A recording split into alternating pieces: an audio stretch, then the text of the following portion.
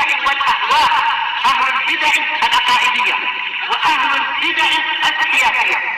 نقول بيننا وبينكم السلف، بيننا وبينكم الكتب، كان فيقول البدع بيننا وبينكم. الحمد لله رب العالمين، والصلاة والسلام على المبعوث رحمة للعالمين وعلى آله وأصحابه ومن تبعهم بإحسان إلى يوم الدين. أما بعد، ikhwani fillah rahimani wa rahimakumullah. Pembahasan kemarin berhubungan dengan apa? Indal ya Hanafi.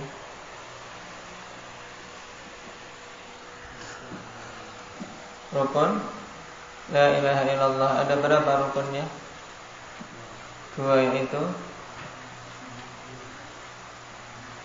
an-nafyu dan al-itsbat. Yang dimaksud dengan an-nafyu itu apa? Peniadaan apa maksudnya? Meniadakan semua sesembahan yang hak selain Allah. Terus al-itsbat, penetapan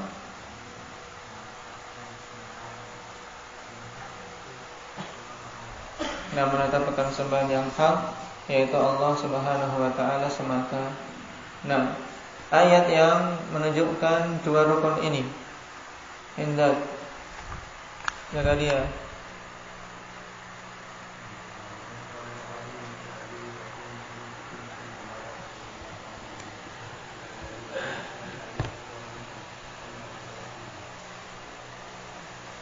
Baik. Ayat yang lain, Indah, Abah Zaid.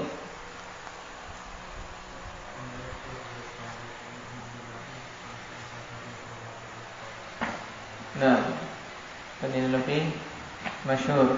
Wa yakfur bit-taghut wa yu'min billah. Nah, maka istamsaka bil urwatil wuthqa la infisama laha.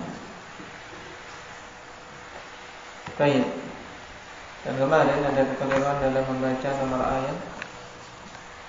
Nah, baik, seharusnya berapa?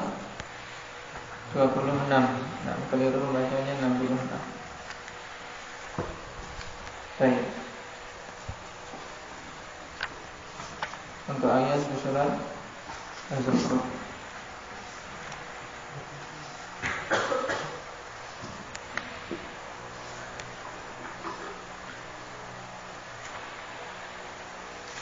Kita masuk pada pembahasan berikutnya.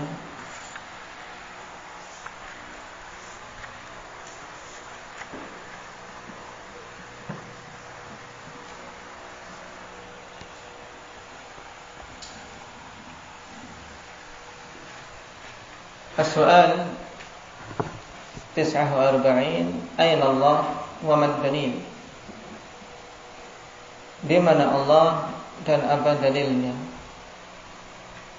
Pembahasan ini alhamdulillah, dan termasuk pembahasan yang sensitif di kalangan penduduk di negeri kita, yang kebanyakan mereka sejak awal terdidik dengan pemahaman Asy'ariyah. Nah, karena itulah hendaknya seorang sunni betul-betul memahami perkara ini dan bisa menempatkan hal ini pada tempatnya. Baik. Yang terkadang apabila seseorang tidak bisa menjelaskan dengan tepat akan banyak menimbulkan permasalahan. Apalagi dengan banyaknya syubhat-syubhat akhilafillah yang dilancarkan oleh mereka-mereka seputar masalah ini. Yaitu seputar perkara ainallah, di mana Allah.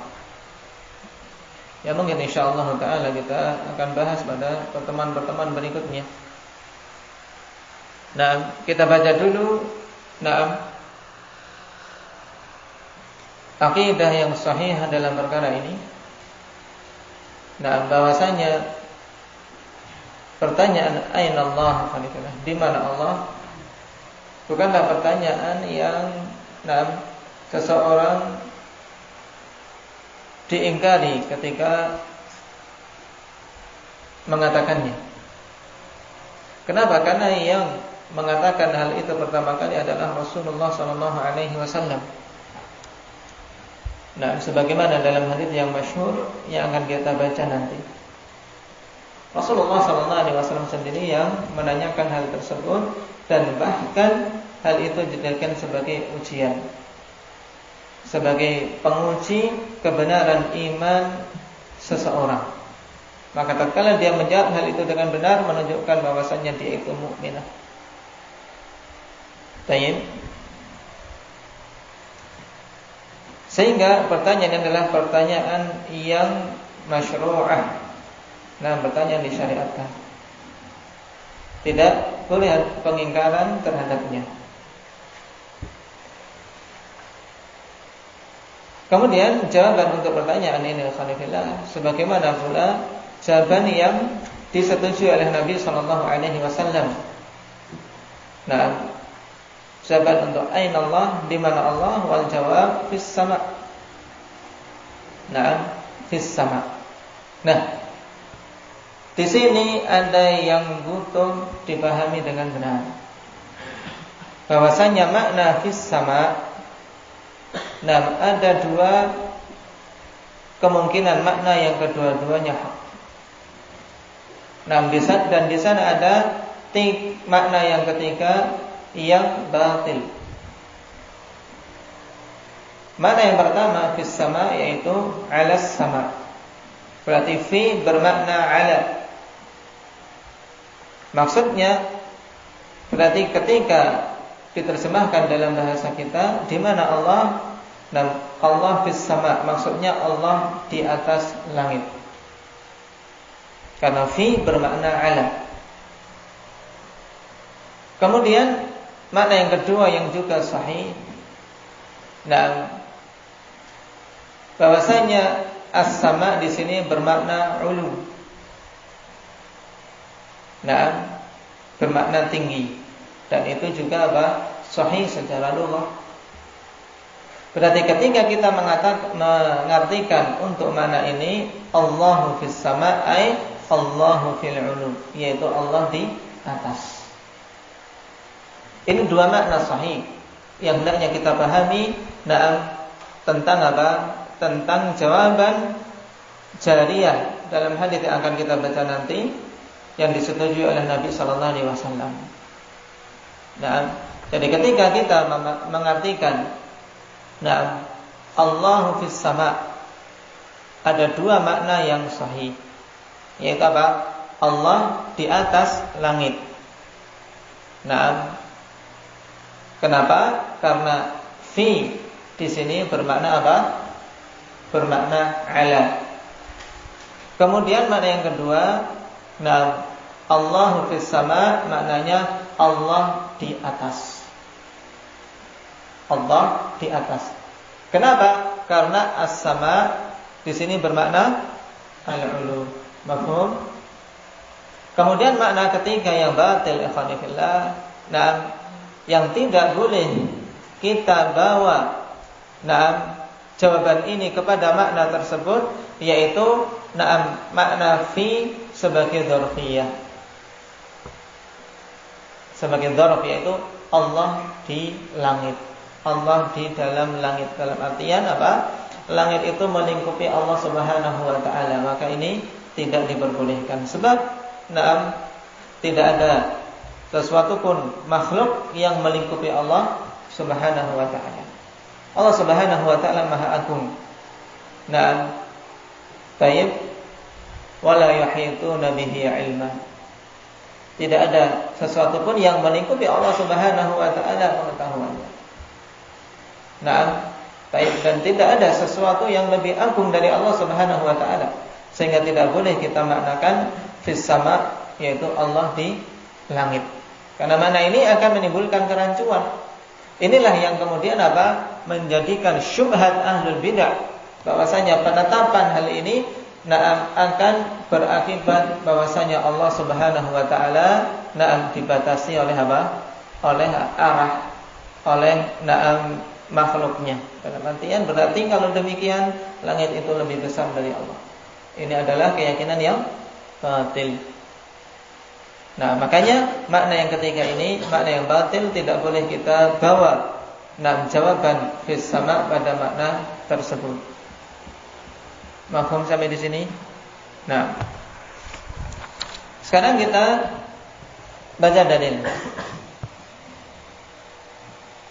Wa dalilu qauluhu ta'ala, dan dalilnya adalah firman Allah Subhanahu wa ta'ala, Ar-Rahmanu 'alal 'arsy istawa. Ar-Rahman, yaitu Allah Subhanahu wa ta'ala. Di antara nama-nama Allah Subhanahu wa ta'ala yang diingkari oleh orang-orang kafir. Nah, qalu wa Ar-Rahman, mereka tidak mau menetapkan bagi Allah Subhanahu wa ta'ala sifat Ar-Rahman dan nama Allah Subhanahu wa ta'ala Ar-Rahman ini. Dan Ar-Rahman termasuk nama di antara nama-nama Allah yang khusus. Nam tidak boleh seorang pun dari makhluknya afanifillah diberi nama dengannya. Karena di sana ada nama-nama yang sifatnya mushtarak. Boleh makhluk bernama dengannya, dan di sana ada yang sifatnya khusus. Tidak boleh seorang makhluk kok dinamai dengan hal tersebut. Seperti misalnya Allah. Kalau ada seorang menamai anaknya Allah, ini kufur.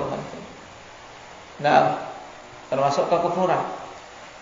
Nah, dan di antara nama yang keadaannya demikian juga adalah nama Ar-Rahman.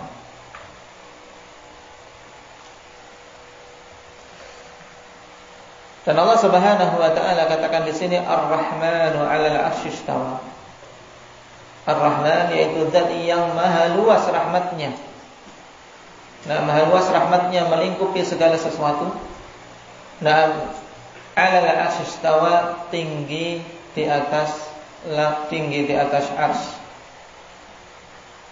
Ini makna ayat. Ar-Rahmanu 'alal 'arsy istawa. Ar-Rahman tinggi di atas arsy. Baik. Kenapa kita maknakan demikian? Karena istawa, maknanya akhwanifillah yaitu ala wartafa'a. Baik. Makna istawa adalah ala wartafa'a. Makna tinggi. Tidak boleh kita maknakan istawa dengan bersemayam sebagaimana kita dapati pada beberapa terjemahan. Karena makna bersemayam itu makna yang yang batil. Kalau dinisbahkan kepada Allah Subhanahu wa ta'ala. Oleh karena itulah ketika kita melihat beberapa buku yang ingin membantah Ahlus Sunnah wal Jamaah, mereka memaknakan seakan-akan Ahlus Sunnah wal Jamaah menetapkan sifat ini, sifat bersemayam.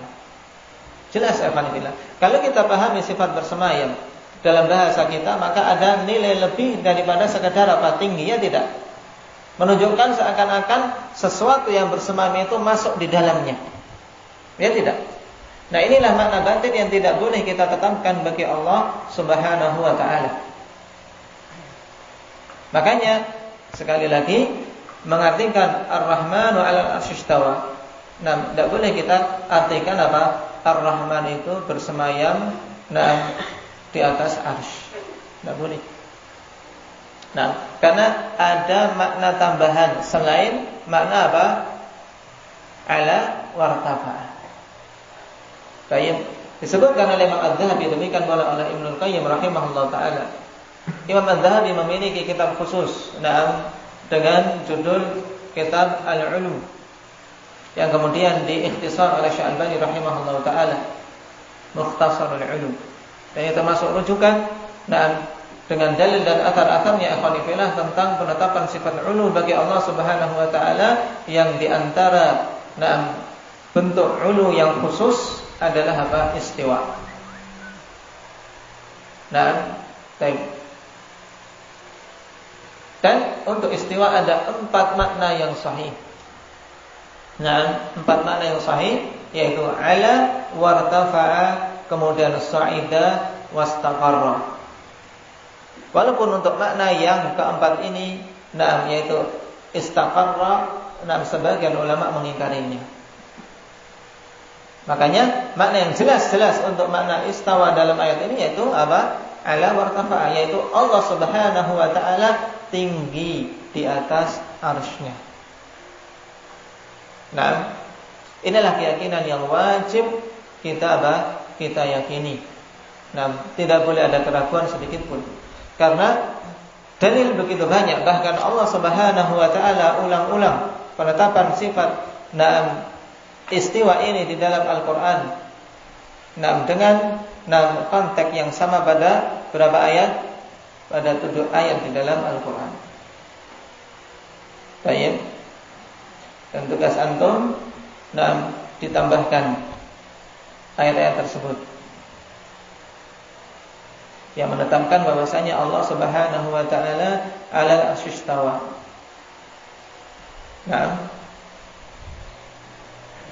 Tsumma istawa 'alal 'arsy.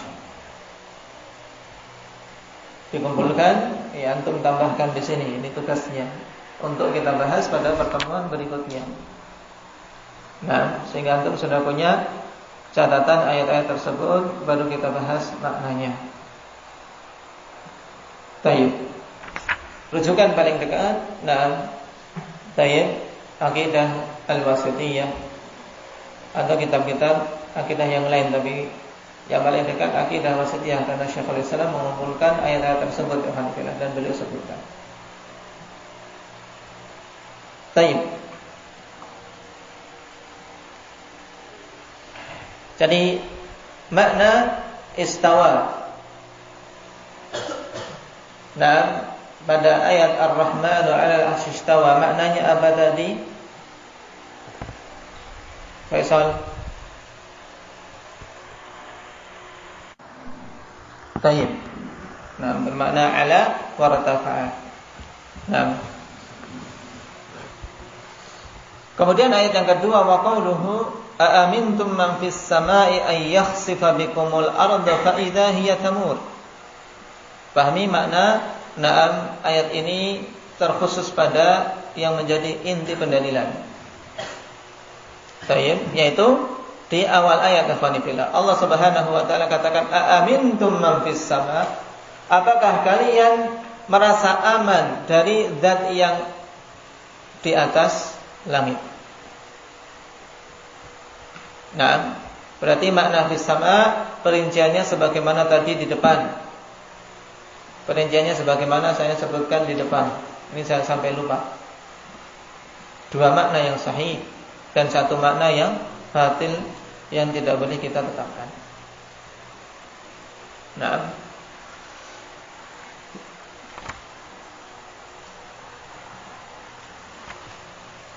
Wa hadits Muawiyah bin al-Hakam As-Sulami radhiyallahu anhu qala kanat li jariyatun tar'a ghanaman li qibala Uhudin wal Jawaniyah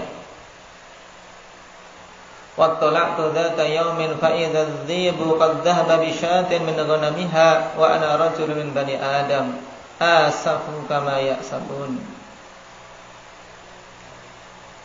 Dan dalil dari As-Sunnah hadits Muawiyah bin al-Hakam As-Sulami, beliau mengatakan adalah dulu aku memiliki seorang budak perempuan yang dia bertugas untuk menggembala kambing milikku ke arah Uhud dan Jawaniyah.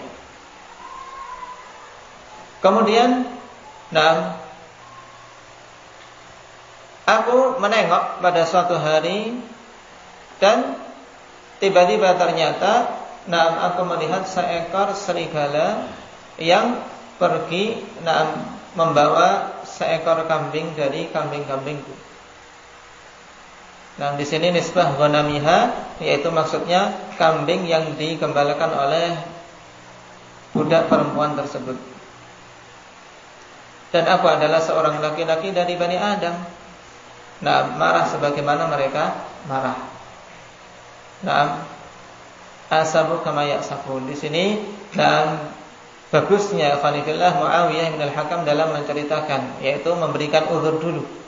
Ya kita sebagaimana kebiasaan manusia, menyuruh orang bekerja, apalagi ini budak. ternyata apa? Teledor. Satu kambing hilang apa? Di gondol serigala. Taib, diambil serigala. Asabu kama yasabun. Lakinni saqaqtuha sabqa, akan tetapi aku tidak mampu untuk menahan hal tersebut. Aku pukul dia dengan pukulan, satu pukulan. Kemudian menyesal. Setelah memukul budak perempuan tersebut, menyesal. Fa'ataitu Rasulullah sallallahu alaihi wasallam fa'adzama dzalika alayya. Karena bagaimanapun juga khanifillah, hal tersebut tentunya bertentangan dengan adab Islamiyah. Maka aku mendatangi Rasulullah sallallahu alaihi wasallam melaporkan hal tersebut, dan Rasulullah sallallahu alaihi wasallam menganggap itu suatu perkara yang besar atasku, dalam artian suatu kesalahan besar atasku. Fa'adzama dzalika alayya, maka Rasulullah sallallahu alaihi wasallam menganggap itu adalah kesalahan besar atasku. Qultu ya Rasulullah, afala u'tikuha. Maka katakan, wahai Rasulullah, tidakkah aku membebaskannya sebagai bentuk taubatku untuk menebus kesalahanku karena aku sudah memukulnya. Qala i'tini biha. Kemudian Rasul sallallahu alaihi wasallam ketika Muawiyah bertekad untuk membebaskan budak tadi, memerintahkan agar budak itu dibawa kepada Rasul sallallahu alaihi wasallam. Fa ataituhu biha, maka aku pun datang membawa budak tersebut. Faqala laha aina Allah. Lihat. Kemudian Nabi sallallahu alaihi wasallam mengatakan kepada budak tadi, aina Allah? Di mana Allah? Qalat fis sama. Maka budak tadi pun mengatakan fis sama, Allah di atas. Apabila kita maknakan as-sama bermakna,